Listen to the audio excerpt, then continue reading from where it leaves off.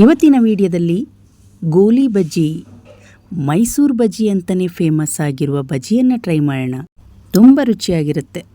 ಈ ಒಂದು ರೆಸಿಪಿನ ನಮ್ಮ ವಿಡಿಯೋದಲ್ಲಿ ಶೇರ್ ಮಾಡ್ತಾ ಇದ್ದೀವಿ. ಎಲ್ಲರಿಗೂ ನಮಸ್ಕಾರ. ನಮ್ಮ ಚಾನಲ್ಗೆ ನಿಮ್ಮೆಲ್ಲರಿಗೂ ಆತ್ಮೀಯವಾದ ಸುಸ್ವಾಗತ. ಈ ರೆಸಿಪಿ ಮಾಡೋಕ್ಕೆ 1 ಕಪ್ ಮೊಸರು ಬೇಕಾಗುತ್ತೆ. ನಾನಿಲ್ಲಿ 1 ಕಪ್ ಫುಲ್ ಮೊಸರನ್ನು ಹಾಕ್ಕೊಳ್ತಾ ಇದ್ದೀನಿ.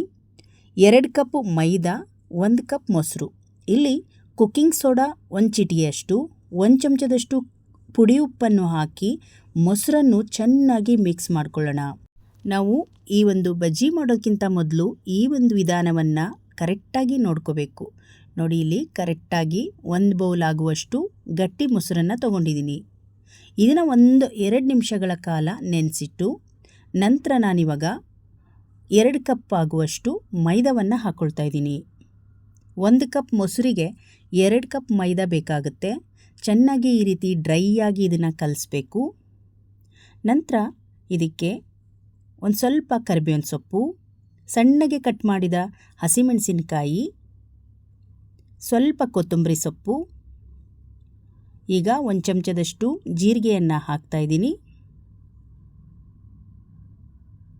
ಈಗ ಸ್ವಲ್ಪ ಓಂ ಕಾಳನ್ನು ಹಾಕ್ಕೊಳ್ತಾ ಇದ್ದೀನಿ. ಚೆನ್ನಾಗಿರುತ್ತೆ ಟೇಸ್ಟು. ಚೆನ್ನಾಗಿ ಮಿಕ್ಸ್ ಮಾಡ್ಕೊಳ್ಳೋಣ. ನಾವಿದನ್ನು ಕೈಯಲ್ಲೇ ಕಲಿಸ್ಕೊಳ್ಬೇಕಾಗತ್ತೆ.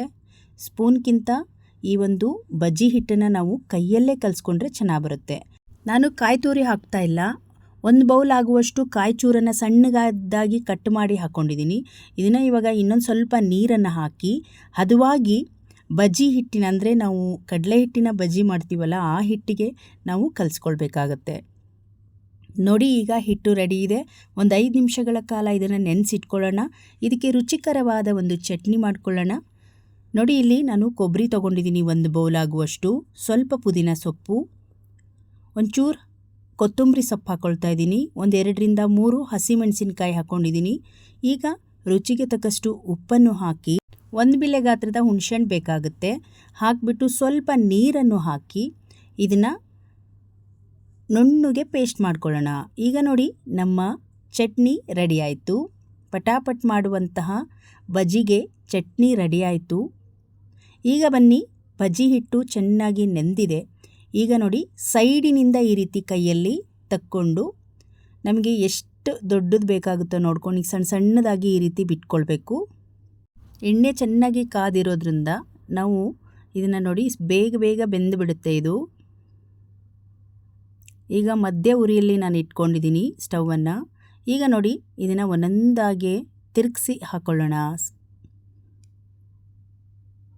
ನೋಡಿ, ಈ ರೀತಿ ಕೆಂಪಾಗಿ ಬರಬೇಕು. ಎಷ್ಟು ಚೆನ್ನಾಗಿ ಬಂದಿದೆ ನೋಡಿ. ಎಂಥ ಮಾಡೋಕ್ಕೆ ಬರಲ್ಲ ಅನ್ನೋರಿಗೂ ಕೂಡ ಮೈಸೂರು ಬಜ್ಜಿ ಅಷ್ಟು ರುಚಿ, ತುಂಬ ರುಚಿಕರವಾಗಿರುತ್ತೆ. ಎಲ್ಲರಿಗೂ ಇದೇ ಹದದಲ್ಲೇ ಬರುತ್ತೆ. ತುಂಬ ಚೆನ್ನಾಗಿರುತ್ತೆ ಸ್ನೇಹಿತರೆ. ಒಮ್ಮೆ ಮಾಡಿ ನೋಡಿ. ಯಾರಿಗೆ ಮಾಡೋಕ್ಕೆ ಬಂದಿಲ್ಲ, ಯಾರು ಮಾಡಿಲ್ವೋ ಈ ಒಂದು ವಿಡಿಯೋನ ನೋಡಿ ನೀವು ಕೂಡ ಮಾಡ್ಬೋದು. ನೋಡಿ, ಇವಾಗ ಚೆನ್ನಾಗಿ ಬೆಂದಿದೆ. ಇವಾಗ ಇದನ್ನು ಒಂದು ಪ್ಲೇಟಿಗೆ ಹಾಕ್ಕೊಂಡು ಮತ್ತೊಂದು ರೌಂಡ್ ಹಾಕ್ಕೊಳ್ಳೋಣ. ಈ ರೀತಿಯಾಗಿ ನೀವು ಕೂಡ ಈ ರಜದಲ್ಲಿ ಗೋಲಿ ಬಜ್ಜಿಯನ್ನು ಮಕ್ಕಳಿಗೆ ಸ್ನ್ಯಾಕ್ಸ್ ಆಗಿ ಟ್ರೈ ಮಾಡಿ. ತುಂಬ ರುಚಿಕರವಾಗಿರುತ್ತೆ. ಇವತ್ತಿನ ನಮ್ಮ ವಿಡಿಯೋದಲ್ಲಿ ಈ ಕೋಳಿ ಬಜ್ಜಿ ರೆಸಿಪಿನ ತುಂಬ ಸಿಂಪಲ್ಲಾಗಿ ನಾವು ತೋರಿಸಿದ್ವಿ.